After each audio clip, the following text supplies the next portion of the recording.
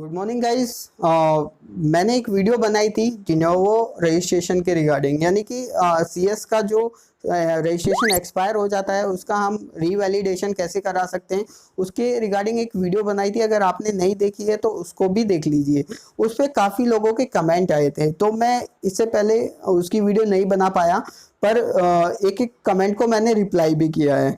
तो रिप्लाई में भी सभी लोगों को समझ में आ गया था। इसके बाद मैं कुछ कमेंट्स को लेके पर्टिकुलर, कुछ कमेंट्स ऐसे होते हैं जो लोगों को कंफ्यूज करते हैं या स्टूडेंट को कंफ्यूज करते हैं, उनके लिए मैं ये वीडियो बना रहा हूँ। पहले दोस्तों बात करते हैं कि अगर आपका सीएस का रजिस्ट्रेशन एक्सपायर कर गया है तो क्या आप उसको रिवैलिडेशन करा सकते हैं?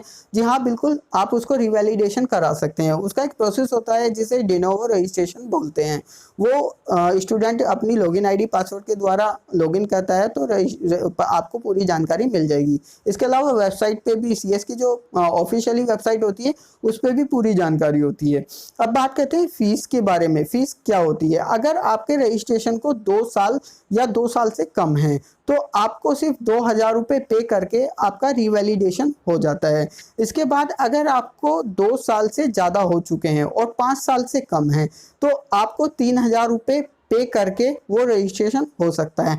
अब बात आती है इसमें कि अगर 5 साल हो जाएं और 5 साल के बाद क्या हम रिवैलिडेशन करा सकते हैं? जी नहीं, 5 साल के बाद आप रिवैलिडेशन नहीं करा पाएंगे, आपको न्यू रजिस्ट्रेशन ही कराना होगा। तो ये एक पॉइंट होता है, बहुत महत्वपूर्ण पॉइंट है, बहुत अच्छी जानकारी है। तो इसके अलावा बहुत सारी जानकारी मैं आपको देने वाला हूँ रिवैलिडेशन से रिगार्डिंग, तो कृपया वीडियो पर बने रहिए, देखते रहिए। दोस्तों मैं हूँ जितेंद्र और आप देख रहे हैं जितेंद्र एलएलबी। जो लोग नए हैं वो मेरे चैनल को सब्सक्राइब करके साथ में बेल आइकन को प्रेस कर लीजिए, क्योंकि हम इस तरह की वीडियो इस चैनल पर बनाते रहते हैं। दोस्तों इसमें सेकंड पॉइंट एक ये होता है कि कुछ स्टूडेंट को कन्फ्यूज़न होता है कि हम जब डिनोवो कराते हैं तो हम एग्ज़ाम में कब बैठ सकते हैं, यानी कि हम एग्जाम को कब दे सकते हैं। तो वही सारी चीजें मैं आपको बताऊंगा, पर इसमें एक कंडीशन होती है कि जब भी आप रिवैलिडेशन या डिनोवो कराते हैं तो आपको प्री एग्जाम भी देने होते हैं। प्री एग्जाम क्या होते हैं वो मैं आपको आगे बताता हूँ। गाइज अब बात आती है कि ये प्री एग्जाम होते क्या हैं। देखिए दोस्तों, जो डिनोवो रजिस्ट्रेशन कराते हैं यानी कि रिवैलिडेशन कराते हैं और न्यू सिलेबस के साथ एग्जाम को देना चाहते हैं तो उनको प्री एग्जाम भी देने होते हैं।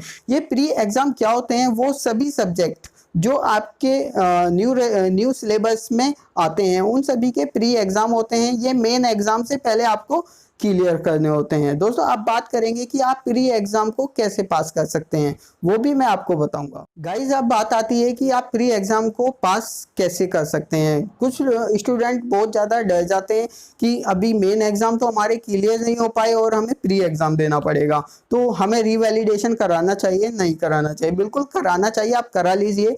प्री एग्जाम इतना हुआ नहीं है, इतनी बड़ी बात नहीं है। जब आप न्यू सिलेबस के साथ रजिस्ट्रेशन कराते हैं यानी कि रिवैलिडेशन कराते हैं और इंस्टीट्यूट से अपनी बुक को मंगाते हैं, यानी कि न्यू सिलेबस की आपको बुक भी मंगानी होती है, तो बुक के लास्ट में कुछ प्री एग्जाम के सैंपल पेपर होते हैं, तो आप उनको पढ़ के आसानी से अपने प्री एग्जाम को क्लियर कर लेते हैं। इसमें क्या होता है कि आप अपने अकॉर्डिंग उनका शेड्यूल फिक्स कर सकते हैं कि आपको कब एग्जाम देना होता है, क्योंकि ये एग्जाम ऑनलाइन होता है और आप अपने घर से ही इस एग्जाम को देते हैं। आपको किसी एग्जाम सेंटर पे जाने की जरूरत नहीं होती है, तो आप अपने घर से ही ऑनलाइन इस एग्जाम को देते हैं। तो मैं क्या कहने की कोशिश कर रहा हूँ वो आप समझ गए होंगे।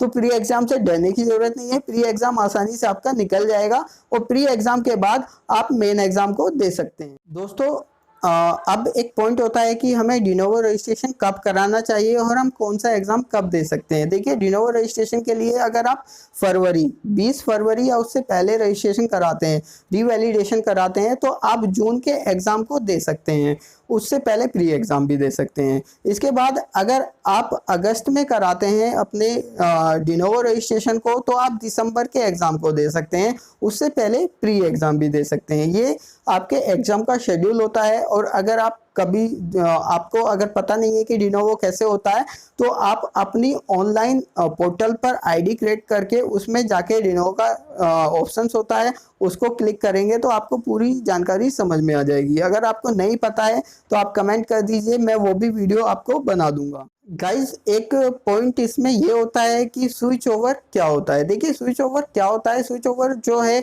अगर आपका ओल्ड सिलेबस है, ओल्ड सिलेबस से आप न्यू सिलेबस में जाना चाहते हैं तो वो स्विच ओवर होता है। यानी कि आप पुराने सब्जेक्ट से नए सब्जेक्ट को पढ़ना चाहते हैं और नए सब्जेक्ट में ही एग्जाम को देना चाहते हैं, तो वही स्विच ओवर का नाम होता है।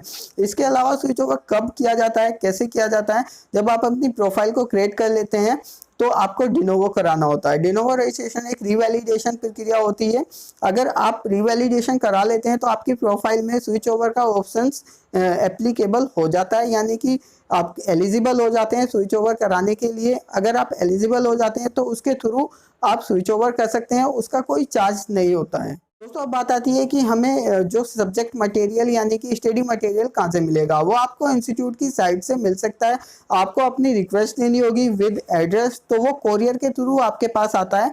आप अपनी नई बुक मंगा सकते हैं, उसी में सब सारे सब्जेक्ट कवर हो जाते हैं। और बता देते हैं ये जो अगर आप इंस्टीट्यूट से बुक मंगाते हैं, नए सिलेबस के अकॉर्डिंग बुक मंगाते हैं, तो उसका पर बुक के हिसाब से चार्ज होता है। तो वही सारी चीज़ें होती हैं जो लास्ट वीडियो में मेरी में कमेंट आए हैं, वो मैंने ज़्यादातर कमेंट सिलेक्ट करके इस वीडियो में कवर कर दिए हैं। आप पूरी जानकारी समझ गए होंगे। अगर वीडियो अच्छी लगे तो लाइक कीजिए और साथ में शेयर कर दीजिए। और thank you for watching this video.